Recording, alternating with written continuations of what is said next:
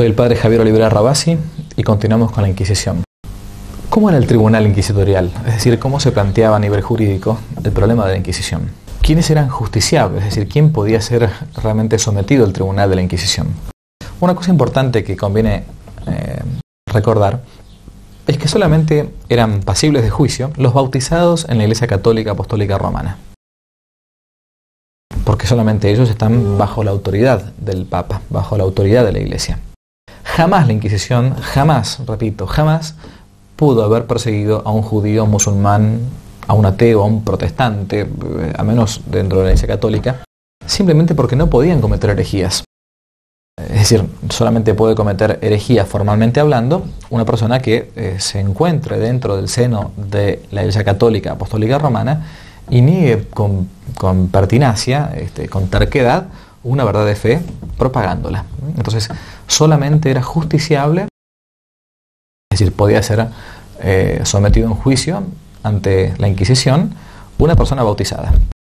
Se dirá que también los judíos fueron juzgados. Falso, de toda falsedad, no estaban bautizados. Un judío, si llega a decir Jesucristo no es el Hijo de Dios, no comete una herejía, no comete un pecado de herejía. Claramente, ¿por qué? Porque ni cometía en aquel momento un delito de herejía. Recordemos que la herejía no solamente era un pecado, sino que también era un delito por la Edad Media. ¿Y por qué? Porque un judío claramente no cree todavía en la venida del Mesías. Sencillo. Las brujas despertaron en realidad menos preocupación de la Inquisición que la herejía. Y algunas de ellas es verdad que fueron juzgadas, pero sobre todo, vamos a verlo un poco más adelante, van a ser juzgadas por la Inquisición protestante, que también la hubo, por cierto. De esto no se habla demasiado. Recién a mitad del siglo XV, es decir, pleno Renacimiento ya, el Papa Nicolás V las va a incluir ante este tribunal.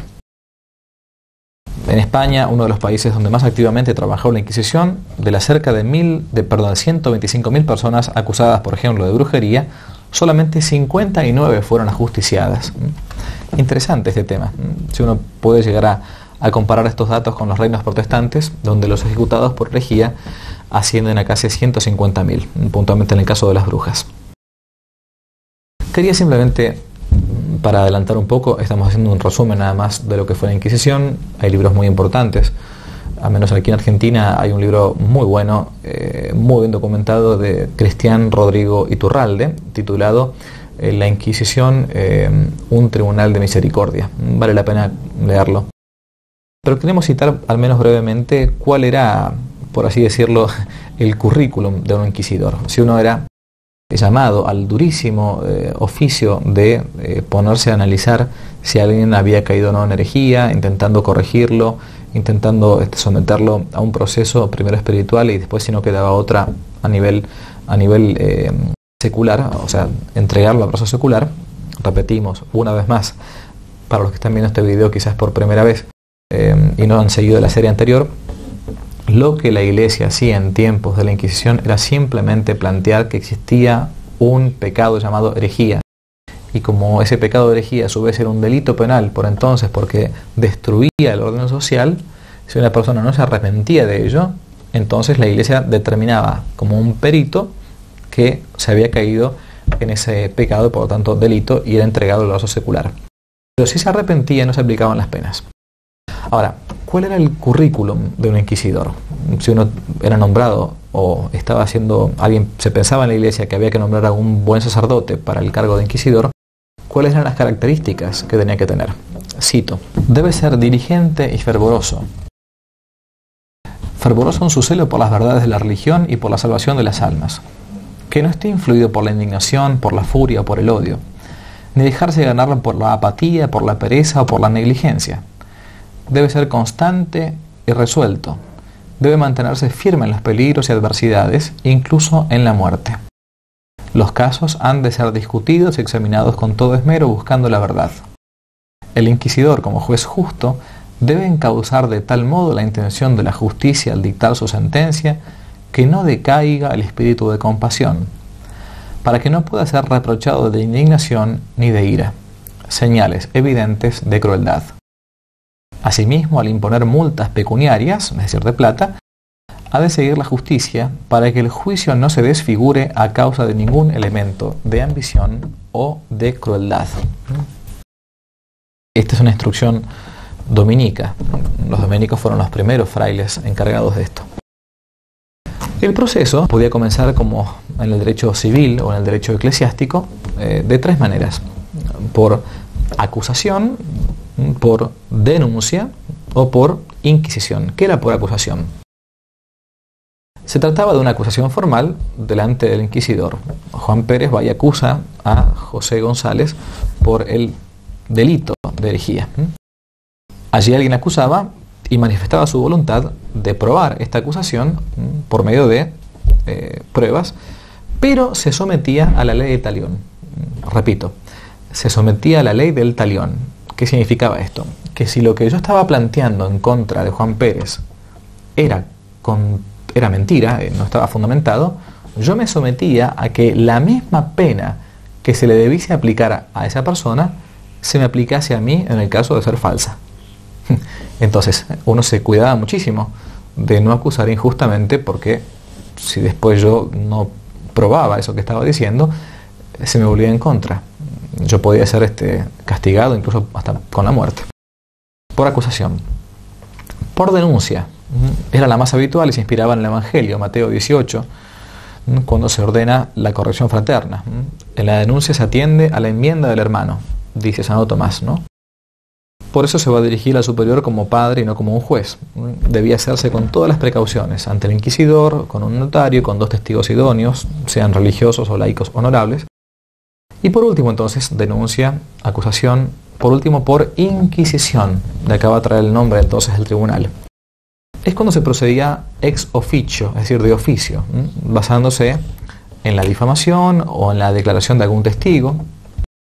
El inquisidor instruía una investigación secreta, llamada inquisitio, para alcanzar la verdad. Durante el proceso, el inquisidor era al mismo tiempo acusador, padre y juez. Mucho se le ha recriminado a la Iglesia esta práctica, ¿no? Pero es necesario al menos que 2 puntos queden claros. Primero, que la práctica secreta era algo bien propio de la época y efectivamente se optó por esta práctica.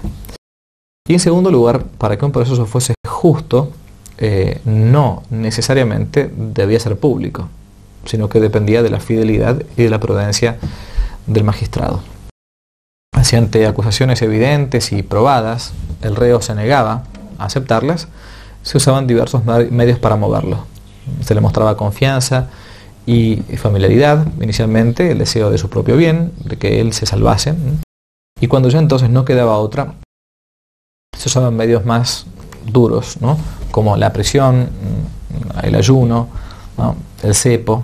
Bien, eran tiempos distintos. Juzgar con nuestros intelectos, tiempos pretéritos, la verdad que es bastante injusto. Es probable que estas prácticas sean demasiado chocantes para nosotros, ¿no? Pero recordemos que es la ley del historiador es juzgar los hechos con perspectiva pretérita, sin por eso modificar la moral. Si algo está mal, está mal. Para poder aplicar la pena corporal sin abusos, debía tenerse en cuenta que no podía exponerse a nadie a una pena corporal sin la aprobación de un jurado de hombres buenos y letrados. Se necesitaba la autorización del inquisidor y del obispo. Se daba solamente agotados antes todos los medios posibles y solo se aplicaba si había indicios suficientes de culpabilidad en un delito grave. Vayamos ahora a las objeciones típicas y frecuentes antes de concluir todo este resumen. Una especie de enumeración de objeciones frecuentes que escuchamos siempre al hablar del tema de la Inquisición. En primer lugar, primera objeción, la Iglesia castigaba a los herejes por sus pecados particulares. Falso, de toda falsedad. La decisión de tomar medidas represivas surgió a raíz de discusiones públicas, sobre todo en grupos que abiertamente amenazaban el orden social convulsionándolo. Los cátaros, los antisacerdotales. Solamente se persiguió a herejes manifiestos. Segunda frase hecha. Se ocultó el nombre de los denunciantes manteniéndolos en el anonimato. Esto es verdad, pero no por esto no eran plausibles de castigo en caso de denuncia falsa. Lo que se trataba era de defender al denunciante de las represalias y venganzas de familiares o cómplices del acusado.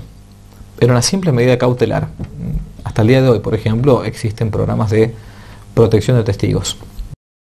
Otra típica frase hecha respecto a la Inquisición: se aceptaba la denuncia de cualquiera.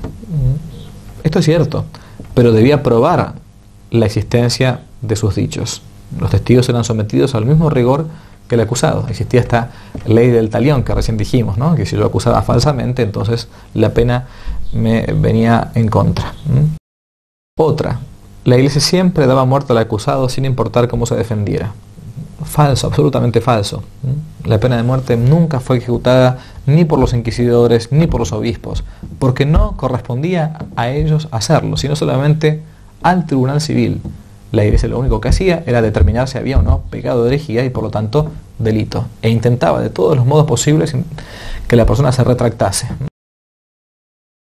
La historia de grandes hombres, por cierto, y mujeres, nos dice lo contrario. Fueron investigados por la Inquisición, por ejemplo, para decir nada más que algunos nombres: San Ignacio de Loyola, San Juan de la Cruz, Santa Teresa de Ávila, hasta San José de Cupertino. Ninguno de estos que yo sepa fue torturado o ejecutado por la Inquisición.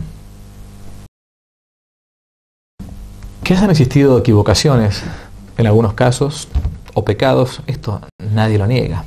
Basta con ver el juicio inicuo de una Inquisición filo-protestante a la que fue sometida Santa Juana de Arco para plantear justamente lo contrario. Pero esto no daña la legitimidad de la institución inquisitorial, como tampoco canoniza a todos los miembros particulares como tales falibles de la Iglesia. La Inquisición, lo repetimos hasta el cansancio, fue el producto de una cosmovisión muy diversa a la de hoy. Y a pesar de los castigos, muchos de ellos sobredimensionados por la propaganda anticatólica, fue uno de los tribunales más benignos de la historia.